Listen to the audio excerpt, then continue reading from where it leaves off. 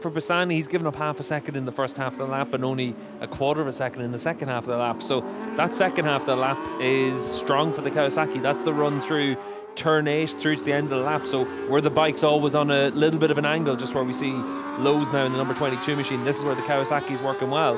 Whereas the run up towards turn 5 and the exit of turn 5, no real surprise to see that that's where the Kawasaki's struggling. It just doesn't have the same top speed or the same punch out of those first gear corners. Yes, and by contrast, we do know that the Ducati does have that punch, and Nicolo Bulliger making that work for him in this session. He's been fastest in each of the opening 2 sectors. He's back in the pits now with that lead intact, with less than 5 minutes remaining in free practice 2. Gerloff in second fastest, Van der Mark making his way back out onto track, Petrucci and Lowe's rounding out your top 5. And now we pick up Alvaro Bautista to see what he can do on his first flying lap of his final stint after his crash at the 180 hairpin earlier on in the session. Bautista, quarter of a second down after 2 sectors, half a second down after 3, and he'll just build himself up in the remaining minutes of FP2. Yeah, and for Bautista, it's not really anything to gain at the end of our free practice 1 session. It's just trying to see whether or not he has the right feeling with the bike. And Most and Portimao, we certainly felt that he was making progress with that and giving himself that bike underneath him. But obviously today with the crash at 180, you're a little bit behind the curve then, and you're playing a bit of catch-up. We heard earlier on Ducati saying that they probably would have liked to do their business with Bautista a little bit earlier than they did in the end. Was that, do you think, Bautista leading that weight because he wanted to make sure that he was going to get a bike that he could ride how he wanted to before committing? Because it is only since Most that he's said he's had that feeling back on the bike, and last time out in Portimao he rather proved it. Yeah, he obviously wanted to wait and see what he could do in terms of the contract numbers, but also the performance that he can get from this bike. The change of regs for this year, it's not been that significant a change really in terms of for most riders out there, but for Bautista I think it just illustrated how close he was to the limit last year. Top Rack's moved the game on this year with faster race times than what we had last year, and Alvaro hasn't been able to go with him. He wants to see if he's got a package that can do that, and obviously Ducati wants to see that he's the rider that can do that as well. And the blip from this year is certainly what they're both hoping, but we'll have to wait and see how that plays out.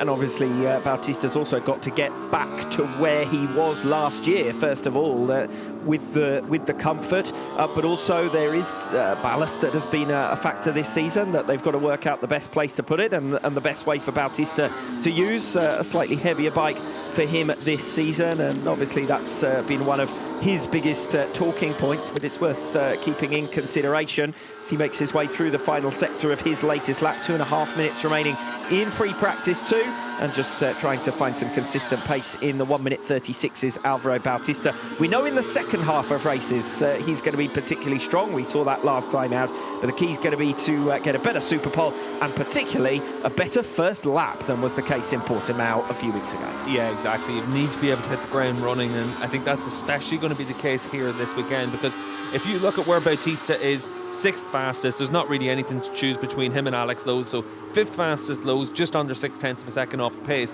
If you go back a second from that, you're to Tito Rabat in 19th. Brad Ray's only 1.5 seconds off the pace, but he's down there in 18th position. So it shows just how close it is for all those chasing riders. Bautista, Bassani, Locatelli, Ray, Redding, all of those guys are so close to being up there inside the top 5, but you can just as easily find yourself all the way down the order.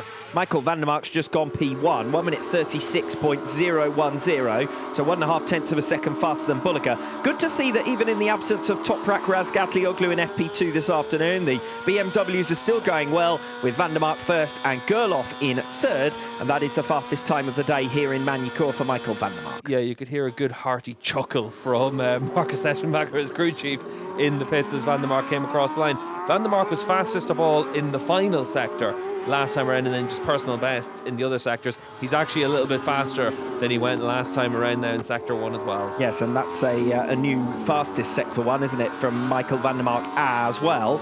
So making further progress in the final minutes of free practice 2. Van der Mark leads the way ahead of Bulliger and Gerloff. Jonathan Rea we're watching here, currently 9th position in FP2 this afternoon. Opportunity to move in front of Andrea Locatelli here and top Yamaha. Just for Van der Mark as well, Sector 2 and Sector 3 pretty much match the best times we've seen from anyone else as well. So he maximised himself on that last lap, and we'll see if he's able to improve again on this one. Rea does indeed go above Andrea Locatelli, and also in front of Axel Bassani, 7th fastest in FP2, just 100th of a second behind Bautista as well. And you said previously how close Bautista is to Lowe. So Jonathan Rea in the mix, and that's a good sign, starting the weekend as top performing Yamaha. Yamaha's really struggling for points last time out in Portimao all round. Van der Mark comes across. He will get one more lap in. He's just crossed the line before the checkered flag. The checkered flag now falls at that second lap of this stint for Van der Mark, 1 minute 36.296. So still a strong lap time, and still would be fast enough for P2. Yeah, and I think it's one of those situations where he's obviously very confident right now, Van der Mark, and he's riding that BMW really well, and we've seen that in race trim to be able to get himself into the podium mix. But really important for him to do it here in this free practice session where, like you said, Alex, Toprak's been ruled out for pretty much the whole session. So for Van der Mark, important for BMW to show just how competitive their bike is with another rider as well. Alvaro Bautista then coming through the final sector to take the checkered flag. Alex Lowe setting a new personal best on his final lap, 1 minute 36.592 for him. That's the end of the session for Bautista. Jonathan Rea halfway round his final lap has rolled off on this one, so there won't be any further improvements. Free practice 2 will end with Van der Mark, Bulliger and Gerloff, your top 3. Alex Lowe's Danilo Petrucci and Alvaro Bautista, and then Jonathan Rea, your top Yamaha. Good session that for Axel Bassani up in P8. Scott Redding again overshadowed by Van der Mark and Gerloff in the BMW stable. But the main stories of FP2 have to be that heavy crash for Toprak Razgatlioglu. Hopefully we get good news about his condition ahead of the remainder of this weekend as soon as possible. And also the crash for Alvaro Bautista, from which he returned to the track to finish P6 this afternoon. But just the waiting game on news from Toprak, really. That's the main event of Friday here in Magny-Cours.